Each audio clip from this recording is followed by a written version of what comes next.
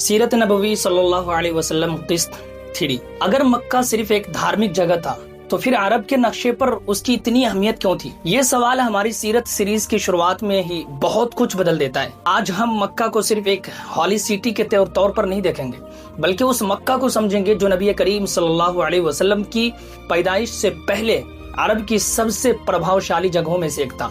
और काबा सिर्फ एक इमारत नहीं थी, अरब के अलग अलग कबीले के लिए ये एक सोशल सेंटर था।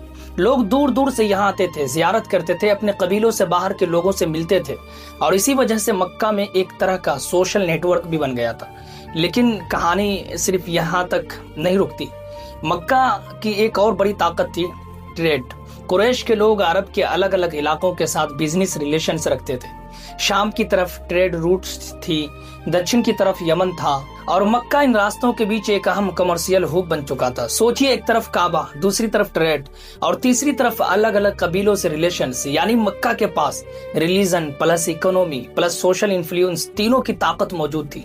और यहीं से एक बेहद दिलचस्प सवाल पैदा होता है, अगर मक्का इतना प्रभावशाली था तो कुरैश की असली ताकत क्या थी? क्या सिर्फ तलवार थी? नहीं, उनकी असली ताकत थी इन्फ्लुएंस। कुरैश की मक्का में मौजूदगी, काबा की सेवा, हज से जुड़ी जिम्मेदारियां और व्यापारी संबंधों ने उन्हें अरब समाज में एक विशेष पोजीशन दे दी थी। लेकिन इसी मक्का में एक ऐसा बच्चा पैदा होने वाला था जो कुछ वर्षों बाद अरब के पूरे सोशल सिस्टम को चुनौती देने वाला था।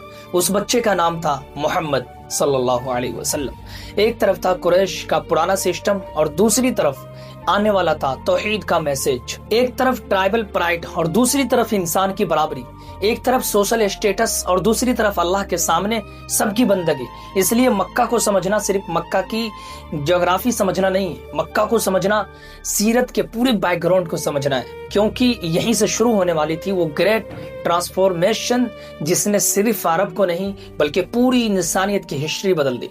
तो अगली कड़ी में सवाल होगा, मक्का में कुरैश की इतनी बड़ी पकड़ कैसे बनी?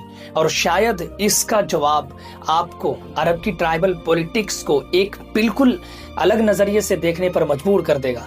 तो हमसे जुड़े रहिए। शुक्रिया।